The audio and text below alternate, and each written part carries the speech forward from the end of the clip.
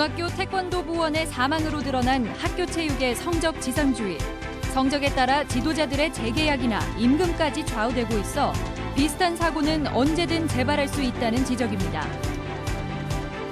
군산 동국사에서 위안부 소녀상이 제막됐습니다. 일제의 만행을 참회하는 일본 불교계 양심 인사들이 성금을 보태 의미가 깊었습니다. 성황리에 마무리된 가맥축제에 화제도 적지 않습니다. 업계 전체의 파급 효과가 적다는 문제와 음주 조작 논란도 해결해야 합니다. 여러분 안녕하십니까? 8월 13일 목요일 아침 전주 MBC 뉴스투데이입니다. 어제 운동부 학생의 안타까운 사망 소식을 전해드리면서 그 원인의 하나로 학교 체육의 성적 지상주의의 폐단을 짚어드렸는데요.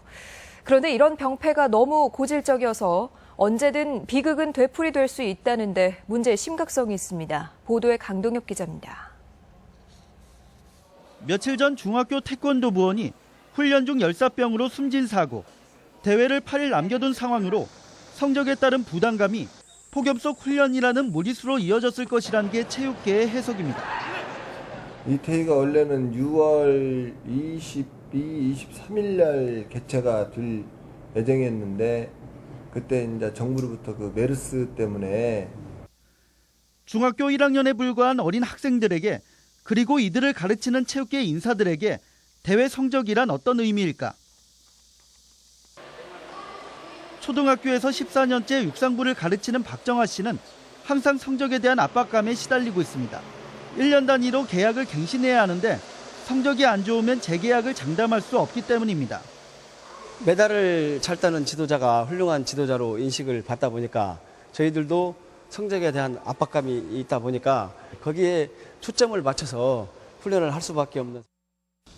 임금 지급 체계도 학교 운동부 지도자들의 성적 부담을 키우고 있습니다. 전국체전이나 전국소년체전 등의 성과에 따라 3단계로 책정되는데 C등급을 받으면 A등급보다 연 600만 원을 적게 받게 됩니다.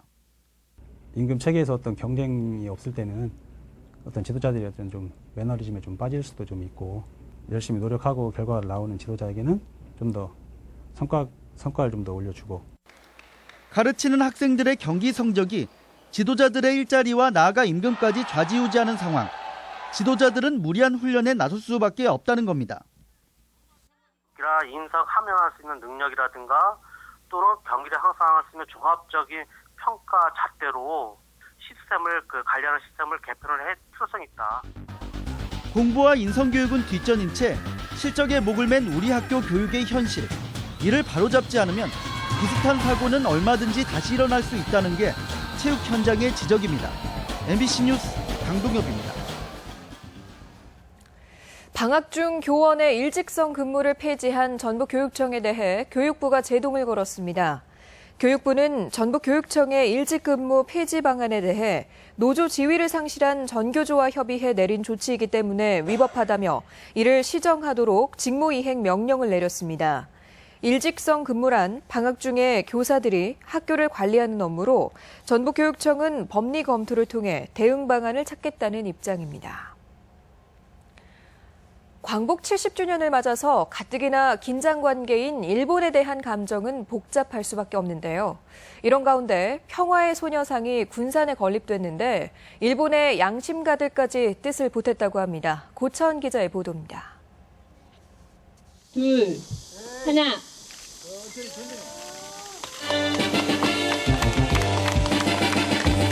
한복 차림의 맨발인 17세 단발머리 소녀를 형상화한 평화의 소녀 동상이 모습을 드러냈습니다. 소녀상이 자리한 동국사는 1930년대 일제가 지은 사찰로 위안부 소녀들의 아픔과 맞닿아 있는 장소. 일본 불교종단 조동종 측이 일제 만행에 대한 참회와 사죄의 뜻으로 세운 참사비 앞에 자리 잡고 일본을 바라보고 있습니다. 일본과 한국과의 관계가 보다 더 새롭게 발전하고 일본이 과거에 대한 역사를 제대로 인식하는 동상 건립에는 군산 시민 600여 명이 성금을 보내왔으며 특히 일본 아오모리현 운상사 측도 성금을 보태 눈길을 끌었습니다. 운상사 측은 일본의 전쟁 범죄를 반성하는 모임을 주도하고 있으며 동국산의 참사비 건립 당사자이기도 합니다. 제막식에는 위안부 피해자인 89살 이옥선 할머니가 참석해 잔혹했던 전쟁 범죄를 증언했고 순간 주변은 숙연해졌습니다. 사람들이 많이 소리 친다고 입을 이렇게 딱 털어막았어요. 손 비끄러매고 발 굴른다고 발도 비끄러매고.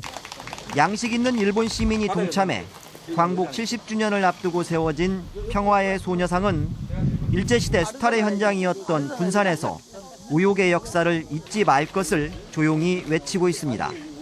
MBC 뉴스 고차원입니다. 70년 전 요즘 전북은 얼마나 더웠을까요? 또 도민들의 체격은 얼마나 컸을까요? 광복 70년은 우리 지역에도 상상 그 이상의 변화를 가져왔습니다. 통계로 짚어본 광복 70년의 변화상 이경희 기자가 전해드립니다. 해방 10년 만인 1955년, 전북도민은 212만여 명에 달했습니다. 하지만 지금은 179만 명 수준으로 해방 직후보다 7% 감소했습니다. 15세 미만 인구에 대한 65세 이상 인구 비율을 말하는 노령화 지수는 7.6에서 125.4로 17배나 껑충 뛰었습니다.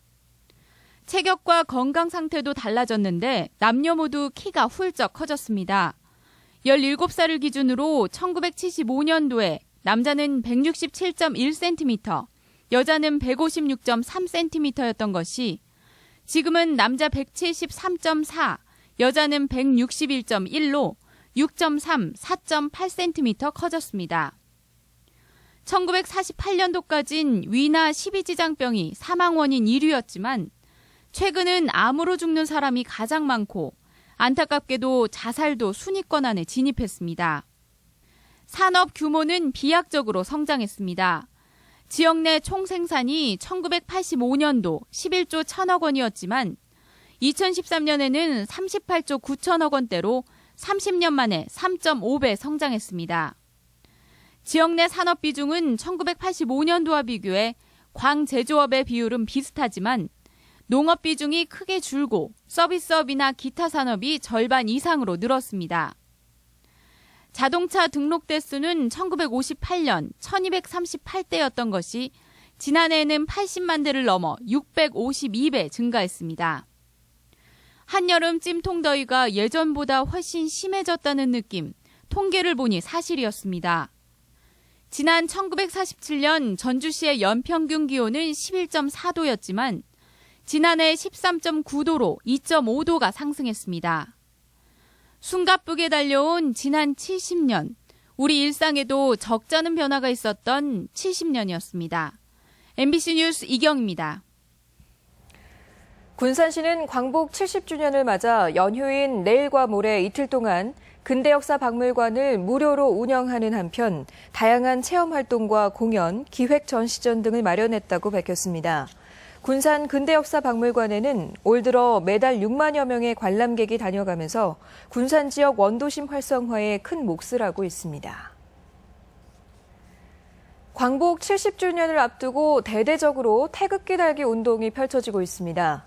전주시 공무원과 시민단체 회원 등 100여 명은 어제 한옥마을 경기전에서 대한독립만세 3창을 시작으로 가두행진을 벌이며 태극기 달기를 홍보할 예정입니다. 태극기 사랑 70일 운동을 하고 있는 전주시는 지난 6월부터 대형 태극기를 청사 외벽에 개양하고 주요 간선도로에도 태극기를 내걸었습니다. 조선시대의 대표적인 명필을 꼽자면 단연 추사 김정희일 겁니다. 추사가 유배길에 남긴 것으로 추정되는 글씨가 도내에서도 발견돼 학계에 관심을 끌고 있습니다. 김하연 기자의 보도입니다. 한없이 자유로우면서도 격조 있는 필체.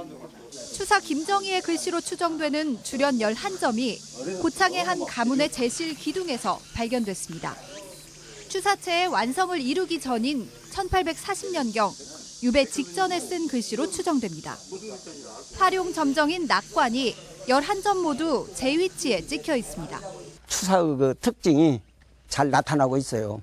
격이 과감한 점도 있는가 하면은 치밀한 점도 있고 소동파의 문장은 세상에 희귀한데 귀향길은 강물이 하늘과 맞닿은 먼 곳이네. 추사 김정희가 혼란스런 정쟁의 시기에 제주도 유배를 가던 중 남긴 것으로 추정되는 대목입니다. 유배지로 떠나는 자신의 심정을 북송의 시인 소동파에 빗대어 표현했습니다. 소동파 귀향 가는 것과 함께 그런 정황에 지금 처해 있는 거지요. 그리고 여기에 귀향 가는 자기 심사를 표현했다고 볼 수 있죠. 근처 하우산 마을에는 김정희가 귀향길을 떠나던 당시 전주희 씨 집안에서 유숙했다는 이야기도 전해져 내려옵니다. 추사 그러니 자기 집을 들릴 때 소를 잡아가지고 육포를 떠 다른 데 갈 때 먹으라고 해서. 고창 향토문화연구회는 추사가 유배를 가던 도중 고창 지역에 머물며 병풍과 주련 글씨를 써준 여러 정황과 구증을 확인했다고 밝혔습니다. 추사의 귀향길 중 그동안 밝혀지지 않았던 전주에서 나주까지의 행적을 밝혀줄 수도 있어 학계의 관심이 커지고 있습니다. MBC 뉴스 김하연입니다. 한국무역협회 전북본부와 전주벤처기업 성협의회, 전북대학교 등 3개 기관이 공동으로 오는 10월 11일부터 엿새간 중국과 베트남에 시장 개척단을 파견합니다. 시장 개척단은 식품을 비롯해 패션, 의류와 액세서리, 화장품 등 한류 대표 상품들을 구비하고 베트남과 호치민, 중국 상하이를 거치며 수출 상담과 해외판로 개척에 나섭니다. 미국 시장 진출 가능성이 높은 도내 13개 중소기업이 글로벌 우수기업으로 지정됐습니다. 전라북도는 카이스트와 함께 중소기업의 사업 계획서와 서면 평가, 현장 실태 조사 등을 거쳐 미국 시장 진출 시 성공 가능성이 높은 기업 13개를 글로벌 우수기업으로 선정했습니다. 이 가운데 5개사를 선정해 내년 3월까지 미국 고객과 유통망 발굴, 지적재산권 자문 등 집중적인 시장 개척을 지원할 예정입니다. 완주군에서 운영하는 로컬푸드 직매장의 올 상반기 매출액이 165억 원에 이르는 등 매출액이 크게 늘고 있습니다. 완주군에 따르면 5개 로컬푸드 매장 가운데 전주 효자동 직매장이 51억 5천만 원으로 가장 많고 용진 농협 직매장이 46억 원, 구이 직매장이 28억여 원 등으로 연말까지는 300억 원을 넘어설 것으로 전망됩니다. 서남권 광역 화장장을 둘러싼 갈등과 관련해 이건식 김제시장이 김생기 정읍시장을 방문하고 협의해 갈등이 해소될지 주목됩니다. 이건식 김제시장은 지난 화요일 정읍시를 방문해 양 지역 간 화해 방안을 모색했고 이 자리에서 김생기 정읍시장은 과거 김제시의 반대로 전라북도에서 받지 못한 20억 원을 확보하는 데 김제시의 역할이 필요하다고 밝혔습니다. 가맥이라고 부르는 가게 맥주는 비빔밥만큼이나 이제는 전주를 대표하는 먹을거리가 됐습니다. 이 가맥 축제가 열려서 관심을 끌었는데요. 성과 못지않게 과제도 많이 남겼습니다. 박찬익 기자가 보도합니다. 전주 가게 맥주, 이른바 가맥을 소재로 한 가맥 축제가 지난주 처음으로 열려 성황리에 마무리됐습니다.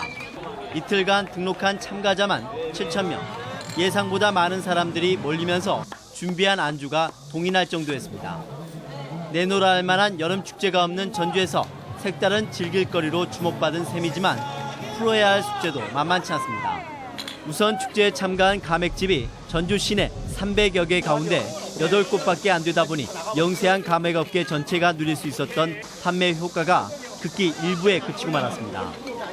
또 축제에서 판매하는 안주와 맥주가 일반 가맥집보다 저렴하지 않았고 맥주를 제한 없이 판매해 음주를 조장한다는 지적도 나올 수밖에 없습니다. 이 컨텐츠 자체가 수위라는 것이기 때문에 사후의 개연성이 굉장히 높다라는 것이죠. 그 정도 좀 제한을 하는 방법도 필요하겠다는 생각이. 가맥집이 내놓은 안주거리가 대부분 비슷해 차별성이 없다는 점도 아쉬운 대목입니다. 더구나 첫 해인 올해는 운영 미숙으로 주류를 판매하기 위한 국세청 등록조차 정식으로 받지 못했습니다. 전문가들이 없이 그냥 민간들이 모여서 이렇게 하다 보니까 이제 기획에서부터 홍보, 뭐 이런 진행 부분들이 좀 미숙한 것들이 좀 많이 있었어요. 그래서 전주 가맥 축제가 대구 치맥 페스티벌처럼 지역 경제에 활기를 불어넣고 전주를 알리는 새로운 관광축제가 될 수 있기를 기대해봅니다. MBC 뉴스 박찬혁입니다.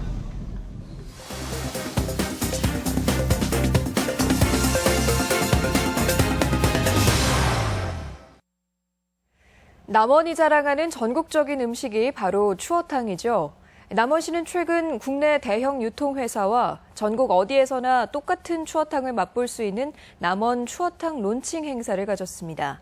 이 밖의 시군 소식을 이흥래 기자가 종합했습니다. 남원시는 최근 국내 대형 유통업체와 남원 추어탕을 개발해 판매하는 론칭 기념 행사를 가졌습니다.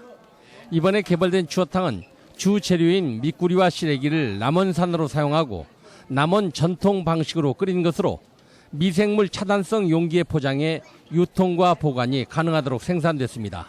이에 따라 국내는 물론 해외에서도 남원 추어탕을 맛볼 수 있게 됐습니다. 전 국민에게 알릴 수 있는 좋은 기회가 될 것이고 또 우리 국민들에게는 안전하고 품질 좋은 먹거리를 제공하는 그런 계기가 될 것입니다. 지난 4월에 개장된 부안 청소년 수련원이 개원 4개월 만에 7천여 명이 이용하는 등 큰 호응을 얻고 있습니다. 부안군은 청소년들의 수련 활동뿐만 아니라 대학과 공공기관, 기업체 등의 이용 신청도 늘어난 만큼 최적의 힐링 공간으로 활용할 계획입니다. 스포츠 클라이밍과 카프라, 4D 등 다양한 놀이 체험 프로그램으로 전국 청소년들의 심신단련 장소로 각광받고 있습니다. 대학생들이 자동차를 직접 설계해 경연을 펼치는 대학생 자작 자동차 대회가 군산 새만금 자동차 경주장에서 오늘까지 펼쳐집니다. 2010년부터 매년 열리고 있는 이 대회는 올해 전국 101개 대학 184개 팀 2,300여 명이 참가해 오프로드와 온로드 등 다양한 부분에 걸쳐 열띤 경쟁을 펼치고 있습니다. 장수군이 유해 야생동물이 본격적으로 활동하는 시기를 맞아 피해 방지단을 운영합니다. 2개 반 19명으로 구성된 피해 방지단은 오는 10월 말까지 멧돼지와 고라니, 까치와 멧비둘기 등 6개 종에 대해 포획 활동을 실시합니다. MBC 뉴스 이웅래입니다. 이어서 우리 지역의 각종 문화 행사 소식을 안내해드립니다. 전주시립교향악단의 유망주 발굴 콘서트가 오늘 한국소리문화의 전당에서 무료로 열립니다.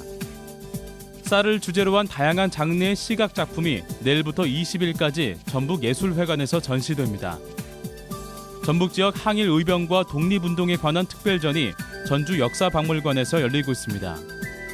익산 예술의 전당은 모레부터 다음 달까지 한국회화 50인전을 선보입니다.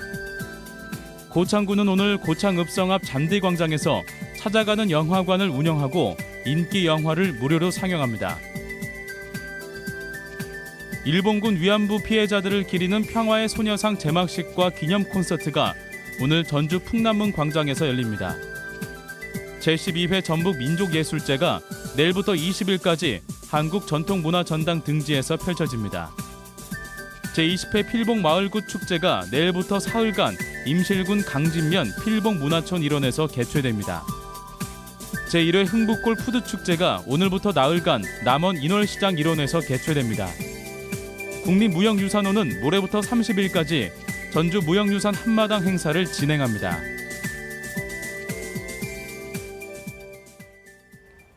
끝으로 오늘 날씨 전해드립니다. 전라북도 지역은 오늘 가끔 구름이 많겠고 일부 지역은 대기 불안정으로 오후에 소나기가 오는 곳이 있겠습니다.